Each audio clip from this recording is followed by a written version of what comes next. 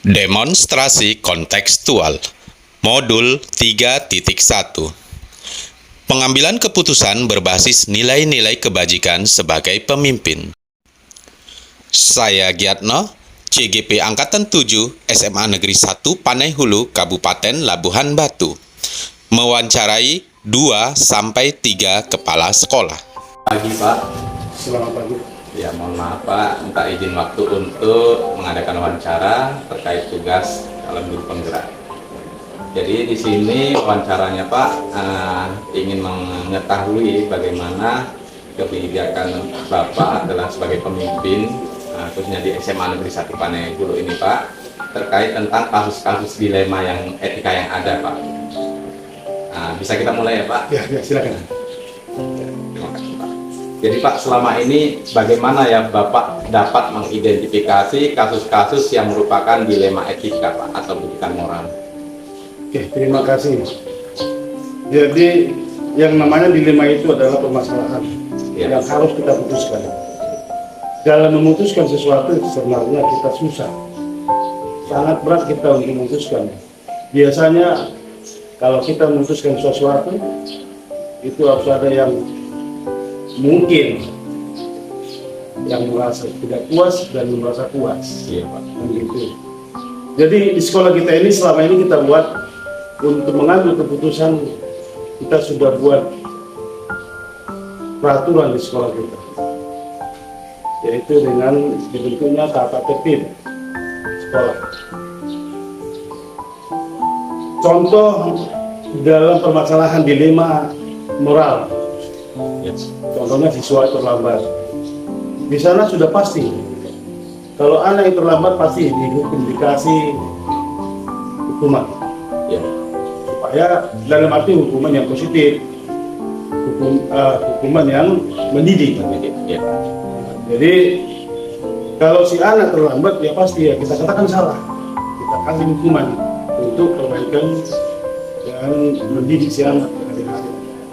Demikian masalah dilema pendidikan moral. Selanjutnya sedangkan dilema masalah etika. Kadang di sinilah kita yang susah memutuskannya. Ada sesuatu permasalahan yang benar yang di satu pihak, dan di satu pihak lagi ada permasalahan yang benar juga. Iya Pak. Tapi harus kita putuskan, kan begitu. Betul Pak. Sifatnya mendesak, biasanya saya ambil tindakan secara tegas. Tapi kalau sifatnya masih bisa diulur, saya adakan diskusi dengan semua elemen sekolah supaya keputusan saya itu bisa diterima semua orang dan dilaksanakan dengan baik oleh semua orang untuk keputusan dan kepentingan semua elemen sekolah. Iya. Demikian. Terima kasih Pak. Nah, jadi identifikasinya sesuai dengan kasus ya Pak. Kalau mendesak langsung ambil keputusan, sikap ya Pak ya. Ya. Jadi Pak, selama ini bagaimana Bapak menjalankan pengambilan keputusan di sekolah yang Bapak pimpin, terutama untuk kasus-kasus di mana ada dua nilai yang sama-sama benar gitu Pak. Jadi sama-sama mempunyai nilai kebajikan. Jadi bagaimana itu Pak? Kalau sama-sama benar, Iya. ada dua misalnya permasalahan. Betul. Ini benar, ini benar. Iya. Kadang memang yang benar sama benar ini juga bisa membuat kita kadang dalam mengambil keputusan ini, karena itu kadang menyangkut perasaan dan keadilan seseorang. Iya kan? Betul, Pak. Walaupun benar, menurut ini benar, menurut ini mungkin salah. Iya. Menurut saya mungkin udah benar semuanya.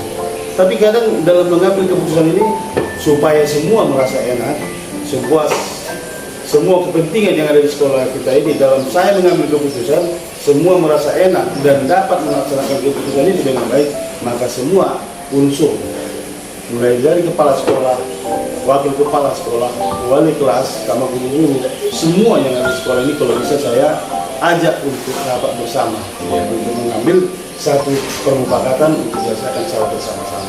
Iya.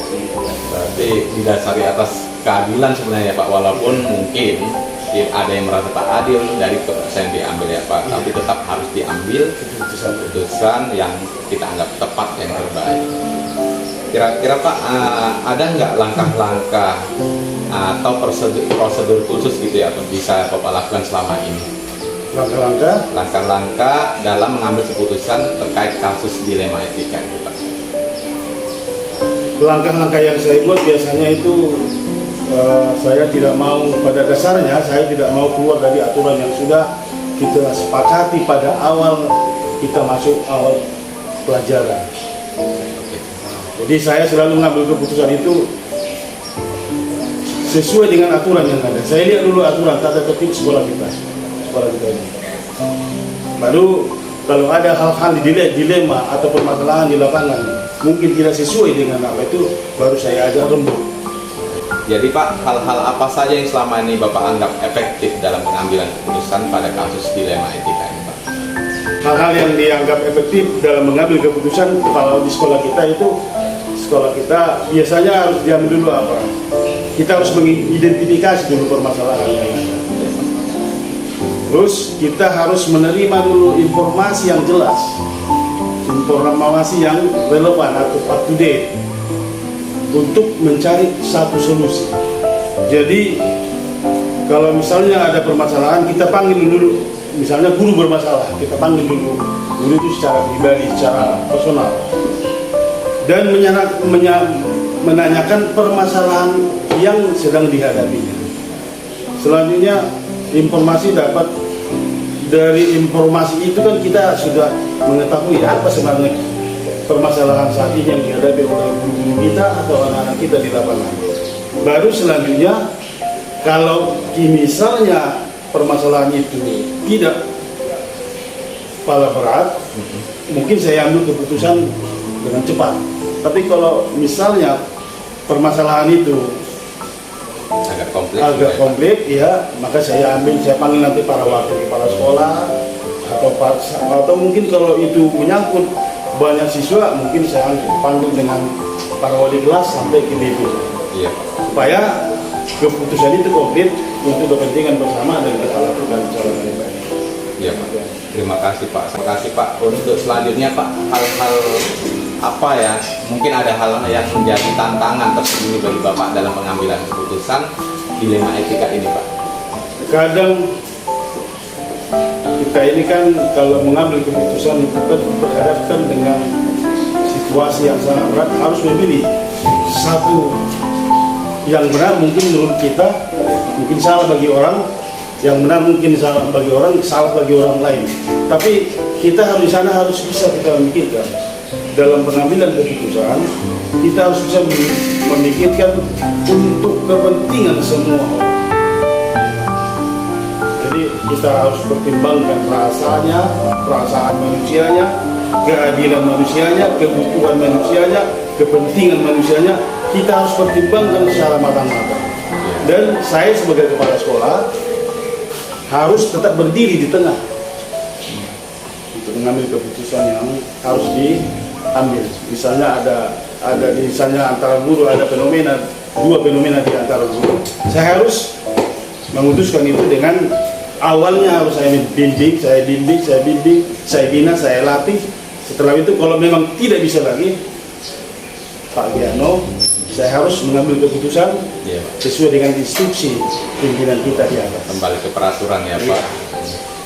Jadi Pak, apakah Bapak memiliki jadwal tertentu untuk menyelesaikan kasus dilema etika, atau di saat dilema itu terjadi di situ Bapak selesaikan, begitu Pak? Jadi di sekolah kita ini Pak Giano, kita sudah ketahui secara bersama-sama, di sekolah kita sudah kita adakan dulu identifikasi masalah yang akan dihadapi, walaupun sifatnya itu perspektif yang akan dihadapi oleh guru dan siswa. Jadi kalau itu misalnya kita buat permasalahan yang agak berat, ya Pak, permasalahan yang rumit, itu biasanya saya tidak mau mengambil keputusan itu dengan tegas. Ya Pak, butuh pertimbangan. Maka perlu kita ada buat jadwal. Ada prosedur yang mau kita lakukan. Ya. Jadi kalau itu misalnya permasalahan yang kecil, saya rasa jangankan kepala sekolah, guru juga bisa mengambil keputusan di lapangan. Oh, iya. Dan dengan tindakan yang secara tegas. Misalnya untuk anak terlambat, saya rasa kita semua bisa. Jangan hanya permasalahan itu hanya disampaikan kepada kepala sekolah. Semua lini, guru-guru kita juga bisa mengambil keputusan di lapangan kalau sifatnya kecil. Tapi kalau udah berat dia, Iya, Pak. kita harus melalui prosedur yang ada dan kita buat jadwal. Misalnya ada siswa bermasalah, kalau sifatnya kecil itu masih ditangani oleh wali kelas. Kalau sudah nggak mampu lagi wali kelasnya, baru sampai ke BP. Iya, Pak. Kalau BP juga tidak mampu lagi, kita naikkan ke wakil kepala sekolah bidang kesiswaan. Iya. Tapi kalau juga wakil kepala sekolah tidak selesai di sana permasalahannya, ya Rabu dibuat sampailah kepada kepala sekolah. Kalau sudah sampai kepada kepala sekolah, ya tentu kita melihat peraturan yang ada. Iya, Pak. Mungkin anak itu kita pulangkan ke orang tuanya, Kembalikan, Pak. kembalikan kepada orang tuanya, atau mungkin itu kita usulkan untuk pindah ke sekolah lain. Iya, Pak. Karena mungkin menurut perasaan dia kita nggak bisa lagi bina, menurut kebijakan kita juga kita nggak bisa lagi membina dia. Iya, Pak. Supaya anak tidak terhenti pembelajarannya, kita tawarkan mungkin pindah ke sekolah lain, Iya. atau kita kembalikan kepada orang tuanya. Pak. Baik, Pak, terima kasih. Kira-kira Pak, untuk kasus dilema etika ini ya Pak, nah, ada nggak bentuk atau prosedur yang Bapak jalankan selama ini Pak? Bentuk atau prosedur yang kita jalankan di sekolah ini, kalau ada dilema etika, kita harus mempertimbangkan permasalahan-permasalahan yang ada. Iya Pak. Jadi kita nggak gegabah dalam mengambil suatu kesimpulan.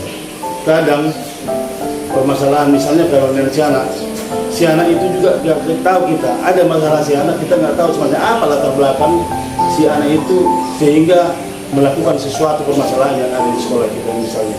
Atau misalnya si anak itu jarang mungkin atau sering terlambat. Apa sebenarnya permasalahan? Kita kadang nggak tahu. Nah itulah nanti kita sampaikan, kita minta tanggung jawab BP sebagai orang terdepan yang terdekat dengan siswa untuk mengetahui dan menyimpulkan permasalahan yang ada di diri peserta didik itu masing-masing. Jadi ada prosedur-prosedur yang kita pakai. Jadi kalau permasalahan si anak itu kita sampaikan kepada guru BP dan wakil kepala sekolah bidang kesiswaan beserta wali kelas. Jadi kalau hal-hal kecil itu ya itu tugas tupoksi orang itu. Jadi bukan semua keputusan itu ada di tangan kepala sekolah, tidak. Iya, Pak. Nah, jadi mari kita, guru-guru kita juga kita kasih kesempatan untuk mengambil kebijakan-kebijakan, tetapi setiap kebijakan yang mereka ambil, saya sebagai kepala sekolah harus mengetahui peristiwa itu. Tetap diinformasikan ke Bapak Iya. ya, walaupun selesai. Iya, walaupun selesai permasalahannya, saya harus mengetahui permasalahan dan keputusan mereka yang mereka ambil. Iya Pak, terima kasih Pak. Nah, terkait dalam penyelesaian pengambilan Bapak dapat mengambil keputusan terhadap kasus-kasus dilema etika ini Pak, dan nggak seseorang yang dapat membantu Bapak atau faktor-faktor yang dapat mempermudah Bapak mengambil keputusan itu? Iya. Saya dalam mengambil keputusan biasanya itu dibantu atau dikasih informasi atau dikasih masukan oleh para wakil kepala sekolah, itu yang pertama. Iya Pak. Sebagai ring utama. Iya. Jadi para wakil kepala sekolah ini saya berikan tanggung jawab penuh sesuai dengan bidangnya masing-masing. Misalnya permasalahan pembelajaran itu harus ditangani oleh wakil kepala sekolah bidang kurikulum secara penuh, dengan penuh tanggung jawab.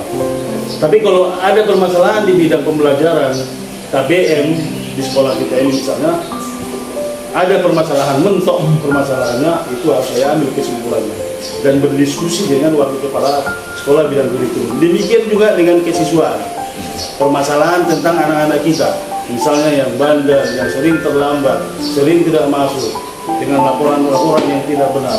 Demikian juga itu diselesaikan oleh wakil kepala sekolah bidang kurikulum beserta guru PP dan dibantu oleh wali kelas masing-masing. Tapi Pak Giano sebagai guru penggerak, saya juga mengucapkan terima kasih dengan wawancara Bapak ini, mengingatkan saya kembali dengan tugas-tugas saya sebagai kepala sekolah. supaya ke depan mungkin dengan diingatkan saya seperti ini, saya dengan dan adanya pembicaraan diskusi saya dengan Bapak Giano sebagai guru penggerak di sekolah kita ini, mungkin saya akan makin dewasa, mungkin saya akan lebih aktif lagi untuk memperhatikan semua lini sekolah ini, mulai dari waktu kepala sekolah, bidang kurikulum, kesiswaan, sarana prasarana, humas, untuk melaksanakan tugas-tugas di sekolah kita ini dengan baik. Yang pertama itu saya harus peduli dengan semua ini, mulai dari meningkatkan pedulian ya Pak. Ya. Dan selama ini sudah. Nah, meningkatkan kepedulian kepada semua guru, dan itu saya ingatkan juga kepada mereka supaya mereka juga mengingatkan kepada semua anak-anak didik kita itu supaya ke depan akan lebih baik dan semuanya siswa kita akan lebih bertanggung jawab. Iya Pak. Terima kasih Pak. Kira pelajaran apa yang Pak ambil dari pengalaman Bapak selama ini sudah ngambil keputusan-keputusan terkait keputusan yang antara dilema-dilema yang ada tadi? Saya merasa senang dengan datangnya Pak Giano untuk berdiskusi dengan saya di sini. Dengan pertanyaan-pertanyaan Bapak ini, saya diingatkan kembali, diingatkan kembali, Merefleksi. merefleksi diri saya untuk dapat mengambil keputusan-keputusan dan menjalankan tugas-tugas saya sebagai kepala sekolah yang selama ini mungkin agak dikesampingkan. Ya, mungkin saya kadang sebagai kepala sekolah mengutamakan tugas-tugas lain, padahal permasalahan yang ada yang Bapak sampaikan hari ini adalah permasalahan yang sangat mendasar untuk kemajuan pendidikan dan kemajuan prestasi anak-anak, demikian juga guru-guru yang ada di sekolah kita ini untuk mencapai tujuan bersama, tujuan sekolah di SMA Negeri 1 Pak. Iya Pak. Ya, jadi Pak, ini apa rencana ke depan Bapak sebagai pemimpin dalam menjalani pengambilan keputusan yang mengandung unsur dilema etika Pak? Jadi ke depan saya akan yang pertama-tama harus mempertimbangkan, Iya Pak. mempertimbangkan semua lini sekolah kita. Ini rencana saya, mempertimbangkan semua lini kegiatan-kegiatan ataupun melihat permasalahan-permasalahan yang ada di sekolah kita ini, mulai dari permasalahan si anak, guru, dan semua yang ada di sekolah kita ini, ya, supaya semua kegiatan-kegiatan di sekolah kita ini dapat berjalan dengan baik, supaya tidak ada yang merasa dikesampingkan, supaya tidak ada yang merasa tidak diperdulikan, supaya ada yang merasa disingkirkan, tetapi kita semua di sekolah kita ini merasa satu tujuan, semua dapat diperhatikan dengan baik, mulai dari gurunya sampai kepada anak, dan termasuk juga prestasi di sekolah kita ini untuk tujuan bersama. Sangat bagus sekali Pak rencananya, mudah-mudahan dapat berjalan lancar dan sukses ya Pak, mulai dari hal yang kecil sampai tujuan sekolah yang seharusnya Pak harapkan. Kemudian Pak, untuk mengukur ini keefektivitasan pengambilan keputusan Bapak selama ini, kira-kira ada nggak Pak ukuran efektivitasan bahwa keputusan Bapak itu sudah tepat begitu? Oke, jadi saya untuk mengukur efektivitasan keputusan-keputusan yang saya ambil, pertama saya lihat dulu identifikasi permasalahan yang selama ini yang sudah kita buat. Apakah keputusan itu dapat berjalan dengan baik sesuai dengan informasi-informasi juga yang ada di sekolah kita ini. Terus baru kita lihat apakah melalui informasi keputusan-keputusan yang selama ini kita buat, kita laksanakan di lapangan, apakah ada perubahan di diri yang pertama anak-anak kita sebagai seorang pelajar. Apakah mereka sudah tergerak belajar sendiri tanpa diakomodir oleh guru-guru? Apakah sudah ada kesadaran yang di diri anak-anak kita? Mandiri ya Pak? Secara mandiri, ya. Demikian juga guru-guru. Mungkin selama ini guru-guru kita ada yang merasa kurang tanggung jawab. Setelah kita perhatikan dia, kita berikan melalui keputusan-keputusan etika ini, ke depan kita harapkan dia makin bertanggung jawab, bisa melaksanakan tupoksinya dengan baik. Ya. Dan mungkin yang selama ini dia itu sering terlambat, misalnya gurunya sering terlambat dari rumah, sering terlambat masuk ke dalam kelas. Mudah-mudahan setelah ini kita lihat, setelah kita adakan diskusi seperti ini, mudah-mudahan gurunya, siswanya, semua elemen sekolah dapat menjalankan tugas dan tanggung jawabnya, tupoksinya dengan baik untuk kepentingan kemajuan pendidikan di masing-masing. Pertanyaan berikutnya nih, bagaimana Bapak akan menerapkan pengambilan keputusan dilema etika ini pada lingkungan yang Bapak pimpin, kepada waktu kepala sekolah, pada guru, bahkan kepada siswa? Kira-kira bagaimana itu ya Pak menerapkan? Oke, jadi gini, kalau dengan siswa kita itu biasanya kita akan tiap hari Senin adakan pembinaan upacara. Di pembinaan upacara penaikan bendera itu kita selalu bina anak-anak kita dengan baik. Itu guru-guru kita Pak Giano melaksanakan tugas masing-masing sesuai dengan tupoksinya. Jadi mereka kita berikan tanggung jawab dan dalam pengambilan keputusan semua kita libatkan. Jadi semua dilibatkan, semua bertanggung jawab, semua merasa dipedulikan. Iya Pak. Untuk kepentingan dan tujuan bersama di sekolah kita. Jadi tidak ada yang merasa perasaannya itu merasa disingkirkan dan tidak diperhatikan. Jadi kita merupakan satu kesatuan. Sekolah kita ini, di sekolah kita ini saya sebagai pemimpin, kita ini satu kesatuan yang bulat dan utuh.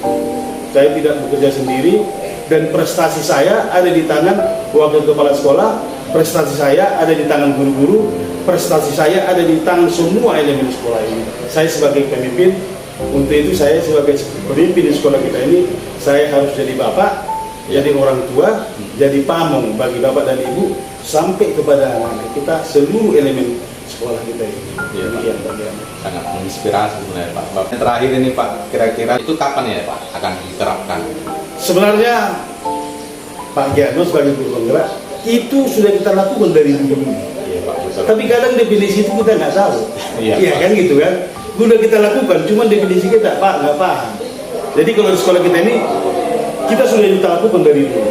Saat ini juga sudah kita lakukan. Dan rencana kita ke depan akan kita lakukan tetap, tapi melalui evaluasi dan revisi permasalahan supaya ke depannya tidak ada permasalahan yang rumit. Semua permasalahan dapat kita selesaikan secara bersama-sama. Semua solusi dapat kita ambil secara bersama-sama untuk kebaikan kita bersama. Seperti yang saya bilang tadi, di sekolah kita ini adalah tim. Iya Pak. Satu kesatuan yang bulat dan itu satu tujuan bersama, satu kepentingan bersama, yaitu untuk memajukan pendidikan di SMA Negeri 1 Panenggulu ini khususnya, dan di tujuan pendidikan secara nasional, secara umum. Ya. Saya demikian Pak Giano. Iya Pak, saya sangat merasa senang sekali Pak, banyak inspirasi yang saya ambil dari Bapak khususnya dalam penerapan pengambilan keputusan yang mengandung kasus-kasus dilema etika di sekolah ini. Semoga Bapak sehat selalu, kemudian sukses dan lancar segala urusan tentang kepemimpinan Bapak di sekolah ini. Jadi saya juga mengucapkan terima kasih kepada Pak Giano dengan tak adanya Bapak di sini mengingatkan saya kembali supaya jangan lupa akan tupoksi saya. Ya, Pak. Mungkin yang agak kecil kita rasakan tidak bermanfaat, padahal begitu besar pengaruhnya bagi kemajuan pendidikan anak kita, baik secara moral maupun etika. Seperti demikian juga pada guru-guru kita. Untuk itu saya ingatkan juga kepada Pak Giano sebagai guru penggerak. Ya, Pak. Di sekolah kita ini sama-sama kita untuk memajukan sekolah kita ini dengan menggerakkan guru-guru kita, menggerakkan anak-anak kita supaya bisa belajar mandiri seperti apa yang diminta oleh profil pendidikan yang pelajar Pancasila, yang berpihak pada murid ya, yang Pak. berpihak pada kepentingan peserta didik. Iya Pak. Rasa demikian Pak Giano. Iya, Pak. Saya ucapkan terima kasih dan selamat pagi. Iya, terima kasih ya Pak. Wawancara sesi kedua. Pengalaman-pengalaman Bapak terkait pengambilan keputusan di SMP Negeri 1 Panenggulu ini Pak. Jadi Pak, selama ini identifikasi kasus-kasus yang merupakan dilema etika atau bujukan moral itu Pak. Terima kasih. Yang bisa dibagi Pak pada kami. Identifikasi suatu kasus dilema etika atau bujukan moral. Namun sebelum saya jawab, kita harus terlebih dahulu mengetahui apa permasalahan atau arti daripada dilema etika. Dilema itu kan posisi yang sulit, kan? Betul Pak. Kemudian kalau bukan moral, sebenarnya sudah berbeda arti. Kalau posisi yang sulit tentunya kita harus bijak mengantisipasi agar nantinya apa yang kita ambil dalam kebijakan nanti tidak menimbulkan pro dan kontra. Nah, kalau rujukan moral sudah pasti mana yang salah dan mana yang benar. Untuk itu, ini suatu kasus di sekolah yang kita ambil kebijakan itu kita anggap benar. Terima kasih Pak. Kemudian untuk selanjutnya Pak, selama ini ya Pak, bagaimana Bapak menjalankan pengambilan keputusan di sekolah ini Pak, terutama untuk kasus-kasus di mana ada kepentingan yang sama-sama benar ini, sama-sama benar dan sama-sama mengandung nilai kebajikan. Ya, terima kasih Pak. Jadi biasanya Pak, saya untuk pengambilan keputusan kita adakan rapat dulu dengan Dewan Guru. Nah, disitulah kita ambil suara terbang. Karena kita sebagai seorang pemimpin bukan berarti kita diktator. Artinya ya kita berikan kesempatan kepada guru sesuai dengan permasalahan yang ada. Kalau yang memang itu kita anggap baik, tentunya kita ambil keputusan tersebut. Namun keputusan itu tidak bisa menyenangkan terhadap semua orang. Artinya yang kita anggap baik belum tentu baik bagi seseorang tersebut. Iya Pak. Itu kira-kira. Pak, untuk selanjutnya Pak, langkah-langkah atau prosedur seperti apa yang biasanya dilakukan dalam pengambilan keputusan itu ya? Baik, terima kasih. Langkah-langkah yang selama ini dalam pengambilan keputusan ini kita lihat kasusnya terlebih dahulu Pak. Ini sebelum itu kita tidak terus istilahnya memberikan suatu bentuk sanksi ataupun hukuman, tetapi terlebih dahulu kita harus mengetahui dulu apa itu masalahnya. Setelah kita ketahui masalahnya, barulah kita berikan suatu stimulus sebagai contoh bujukan-bujukan. Untuk itu kita sebagai seorang guru kita harus lebih jeli dalam mengambil suatu keputusan atau kebijakan sehingga tidak merugikan bagi siswa kita. Makanya kita harus lebih hati-hati kan itu Pak. Terima kasih. Ya, Pak. Terima kasih Pak. Wah, sistematis sekali langkah-langkahnya Pak, mulai dari berdasarkan kasus, melihat kasusnya bagaimana dulu, kemudian dianalisis, identifikasi masalah, kejelasannya gitu ya Pak. Baru kita simpulkan. Di tengah-tengah ada stimulus, pengarahan. Ya, terima kasih Pak. Sampai pada kesimpulan. Nah, dari hal-hal yang sudah disampaikan tadi ya Pak, menurut Bapak yang paling efektif itu yang bagaimana Pak dalam pengambilan keputusan? Ini terima kasih Pak. Dalam hal yang paling efektif dalam pengambilan keputusan, kita yang jelas harus bijak, berpikir jernih, jangan terburu-buru. Kalau ada suatu masalah, pelajari dulu kasusnya. Apa masalahnya? Baru kita cari sumber informasi lain. Apa masalahnya? Baru kita berikan suatu, artinya begini Pak, kita berikan semangat, motivasi, sehingga permasalahan itu bisa diselesaikan dengan baik. Iya Pak, sangat ini Pak, menginspirasi saya nih Pak untuk yang lebih efektif ya Pak. Harus bijak karena ini kasus-kasus dilema etika sebenarnya kan Pak, semua benar harus hati-hati. Nah, hal-hal apa saja yang selama ini merupakan tantangan tersendiri bagi Bapak ya dalam pengambilan keputusan khususnya kasus yang dilema etika tadi Pak? Ya, terima kasih. Kalau tantangan Pak, terus terang saja kami sebagai pemimpin, sebagai kepala sekolah, itu tantangan itu bisa saja berasal dari dalam, bisa juga yang berasal dari luar. Contoh Pak, kadang-kadang ini mahal. Kita kan ada yang guru senior. Kalau guru senior kadang-kadang ini hanya pendapatnya saja yang harus didengar. Nah, seolah-olah kalau kita senior pendapatnya itu sudah benar. Padahal kita tidak terbuka kemungkinan guru yang lebih muda justru pendapatnya lebih bijak. Itulah kira-kira Pak. Jadi tantangannya kalau yang dari dalam ya bisa saja dari itu kita. Kalau yang dari luar ya tentunya dari masyarakat lain. Gitu ya. Untuk itu kita harus bisa pandai-pandai menyaring daripada pendapat guru ataupun pendapat dari masyarakat luar dan lain sebagainya. Jangan ujuk-ujuk langsung kita terima saja. Tapi harus memfilter ya Pak ya, sumber informasi itu yang dari luar ya Pak ya. Kemudian Pak, terkait tentang kasus dilema yang sudah dialami lah ya selama ini kan Pak, menyelesaikan suatu dilema etika tadi, berarti terjadi dilema hari ini diselesaikan atau ada jadwal tertentu gitu. Baik, terima kasih Pak. Jadi untuk masalah dilema etika selama ini yang pernah saya alami, kalau untuk jadwal ataupun suatu program yang tertulis tertentu untuk menyelesaikannya memang kita belum pernah kita buat. Namun ini sebagai masukan dari Bapak sebagai seorang guru penggerak, kalau yang memang nanti ada dibuat suatu kegiatan jadwal penyelesaian suatu kasus, ya ini sebagai masukan bagi kami agar kiranya nanti ke depannya kalau ada permasalahan-permasalahan yang seperti itu bisa kita selesaikan dengan secara sistematis.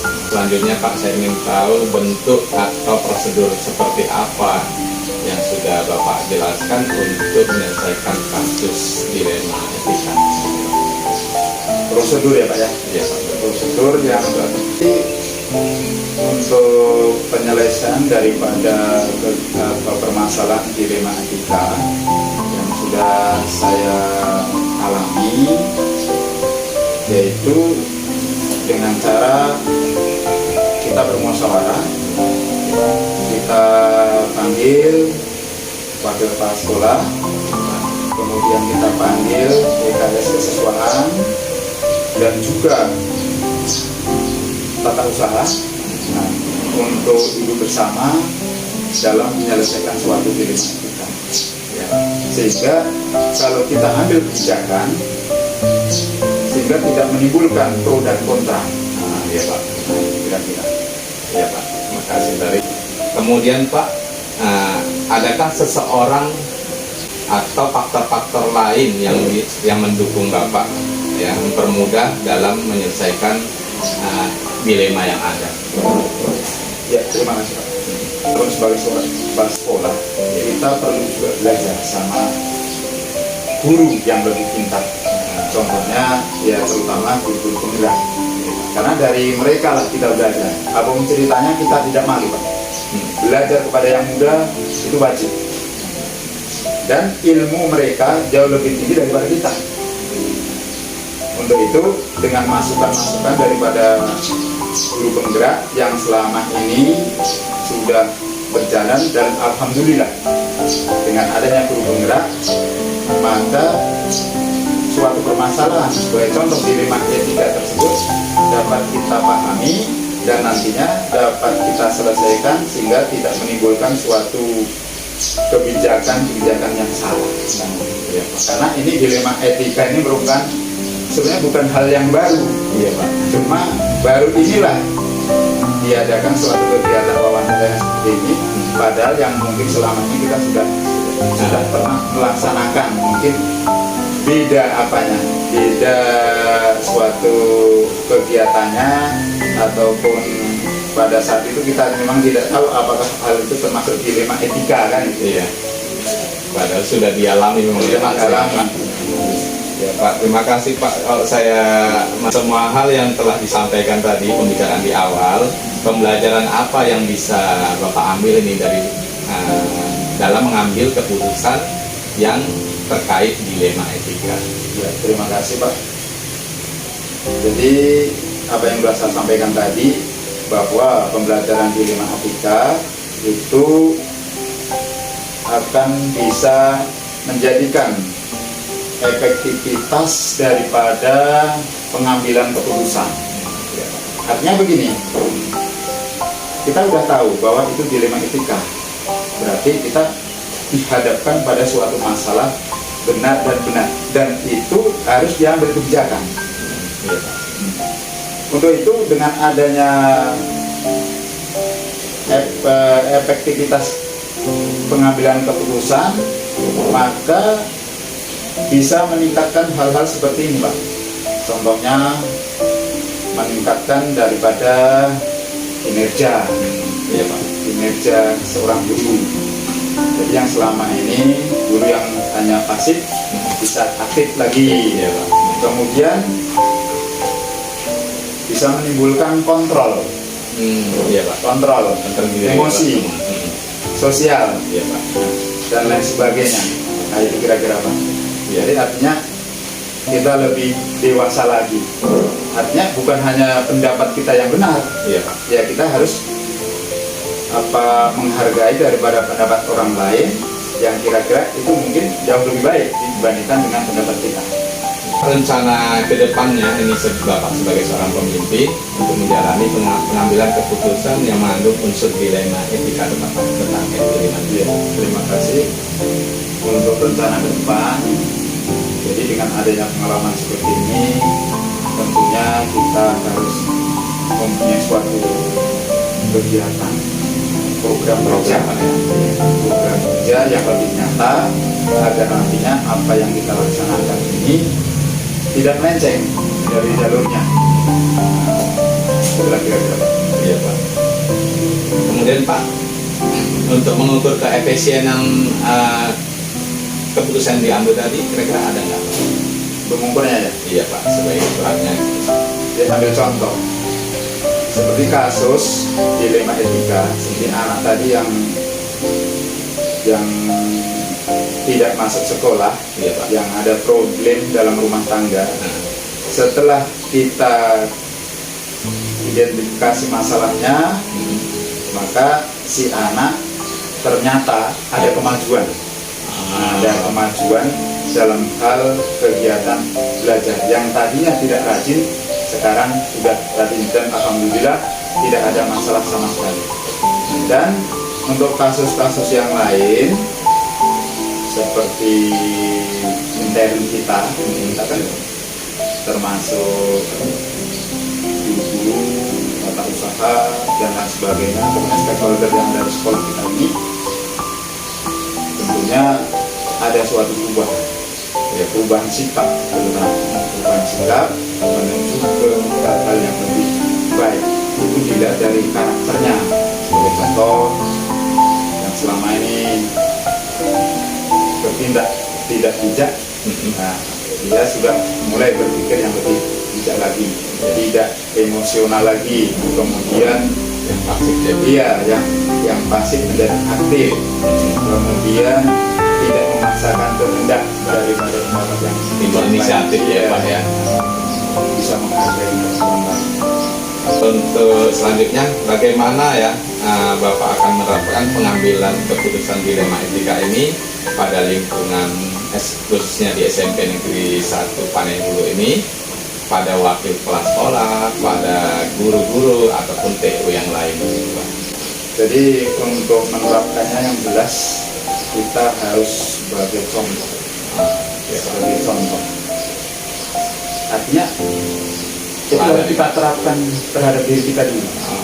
Setelah kita terapkan terhadap diri kita, baru kita implementasikan ke sekolah, BKS kesiswaan. Apapun ceritanya, kalau tidak ada keteladanan kita, Pak, tentunya tidak akan berhasil. Makanya dimulai dari diri kita Sendiri ya Pak. Dia sebagai seorang pemimpin. Jadi dengan adanya keteladanan, mereka akan belajar. Oh seperti itu. Iya. Kita tidak perlu harus menyampaikan sesuatu langsung, mereka akan bisa mengikutinya. Tapi kalau kita memberikan teladan, maka mereka yang akan meniru. Awal ceritanya pasti meniru. Iya Pak.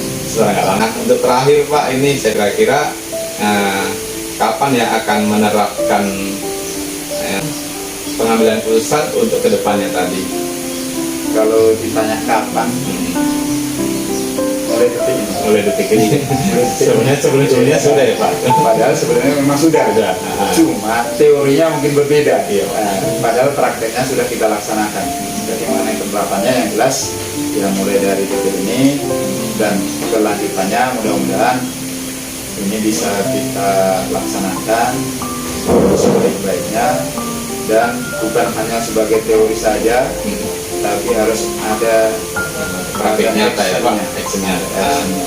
Sehingga apa yang jadi masalah yang ada di sekolah kita ini bisa kita selesaikan dengan bijak dan kita tidak salah arahkan. Iya Pak. Terima kasih banyak Pak atas berbagi pengalamannya tentang pengambilan keputusan sekolah selama ini yang Bapak pimpin. Semoga ini menjadi pembelajaran bagi kami, khususnya guru-guru penggerak yang bisa mengerti cara-cara pengambilan keputusan yang sudah Pak terapkan, yang kita anggap baik dan efisien dan efektif tadi ya Pak ya. Ya Pak, terima kasih Pak. Ya, terima kasih. Maaf ganggu waktu Pak. Amin ya Pak. Wawancara sesi ketiga. Assalamualaikum Pak. Pak, sehat ya. Pak, tujuan saya di sini sebelumnya saya ucapkan terima kasih atas kesediaan waktu Bapak untuk Pak ya. Jadi selama ini bagaimana Bapak dapat mengidentifikasi kasus-kasus yang merupakan dilema etika atau etika moral? Cara saya untuk mengidentifikasi dilema etika adalah yang pertama adanya laporan tentang suatu masalah. Jadi masalah ini diterima. Kemudian yang kedua kita lihat dulu dari sumber mana masalah itu. Jadi kita tidak boleh hanya mendengarkan satu pihak. Kemudian kita dengarkan dari pihak yang lain bagaimana tentang masalah itu. Kita ada beberapa sumber yang kita terima. Kemudian yang kedua kita lihat bahwa masalah ini masalah bagaimana, apakah masalah pribadi, apakah masalah pendidikan, masalah keluargaan. Kemudian yang ketiga baru kita rembukan, kita musyawarahkan atau kita sudah tahu kita permasalahan dulu jadi permasalahannya, kemudian solusinya apakah harus melibatkan orang tua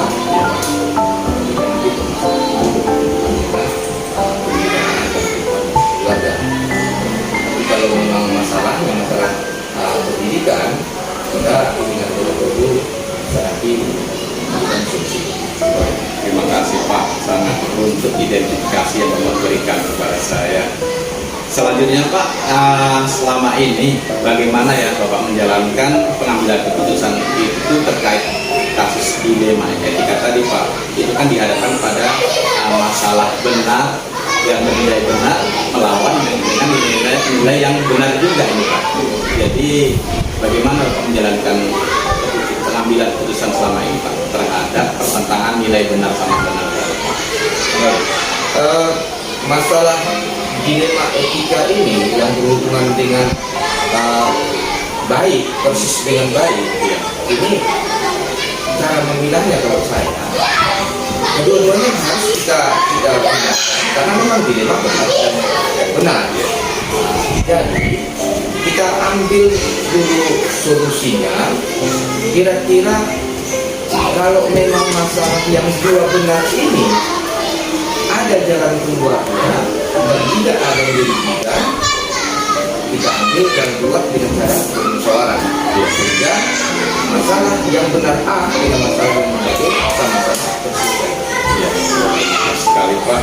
Pertanyaan berikutnya Pak, saya ingin tahu lebih rincinya mungkin ya. Adakah langkah-langkah tertentu atau prosedur dalam menyikapi pengambilan keputusan yang terkait ada dilema? Langkah pertama kita harus tahu jenis dilemanya dulu, masalahnya. Kemudian yang kedua, apa masalah ini yang benar menurut versi A dan benar menurut versi B.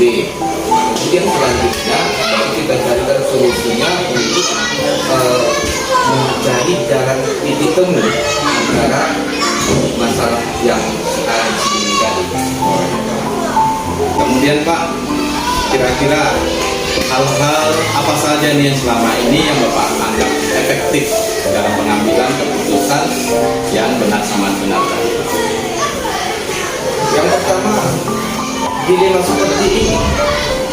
Tahap yang pertama, saya langsung mengambil keputusan, mengambil tindakan. Tahap pertama, apabila memang masalah itu bisa saya selesaikan, saya ambil keputusannya dan tidak menyalahkan kedua masalah yang tadi. Yang pertama. Kemudian yang kedua, bisa saya lakukan dengan cara memanggil Dewan Guru untuk dimusyawarahkan. Dengan catatan, jangan sampai ada salah seorang guru yang kita tonjokkan, karena tadi versi dia tetap benar. Jadi kedua belah pihak ini harus sama-sama kita apresiasi, karena kedua-duanya adalah bertujuan untuk bagaimana melaksanakan masalah ini dengan baik. Iya Pak, terima kasih sekali Pak. Sepertinya kalau ada masalah seperti ini, hal yang Bapak anggap efektif itu langsung merespon ya Pak, menanggapi, ambil kebijakan, kemudian ambil musyawarah untuk disepakatan bersama tanpa menyakiti pihak lain. Kemudian pertanyaan berikutnya ini Pak, kira-kira ada nggak tantangan tersendiri terhadap Bapak sebagai kepala sekolah dalam mengambil keputusan yang benar sama benar ini, yang harus dipilih salah satu dari benar atau benar? Tantangan itu pasti ada. Si A pasti mempertahankan pendapat dia, si B pasti mempertahankan pendapat dia. Nah, disinilah kita harus mencari titik temu tantangan-tantangan seperti ini. Bagaimana caranya si A tidak merasa tersinggung, tidak merasa sakit hati, si B juga. Nah, ini seperti menarik benang di dalam tepung. Iya. Benangnya dapat, tepungnya tidak pusing, tidak berseragan, tidak berkurang. Ya, pasti punya tantangan seperti itu. Iya Pak. Memang tantangannya di situ ya Pak, karena ada nilainya yang sama-sama nilai kebajikan, nilai benar. Jadi itulah menjadi tantangan biasanya. Kedua-duanya mempertahankan. Betul Pak. Kemudian Pak, seandainya ini ada dilema yang terjadi nih pada saat ini, dilema etika. Nah, langsung diselesaikan atau ada jadwal tertentu yang Bapak atur untuk menyelesaikan masalah dilema yang ada? Itu tergantung masalahnya. Masalahnya itu masalah yang urgen, masalah yang berat, masalah yang ringan, masalah yang sedang. Kalau memang dia masalah yang ringan dan masih butuh waktu kita untuk besok atau lusa menyelesaikannya, ya bisa saja kita prioritaskan masalah-masalah yang paling urgen dulu.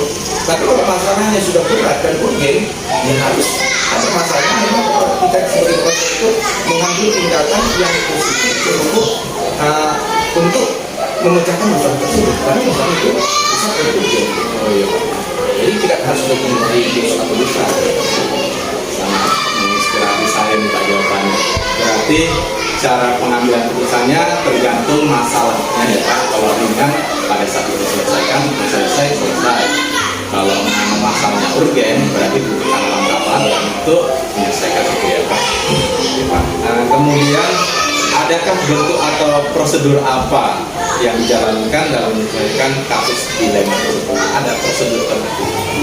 Prosedur yang kita laksanakan itu memang harus kalau dia intern sekolah dan masuk sekolah harus kita bahwa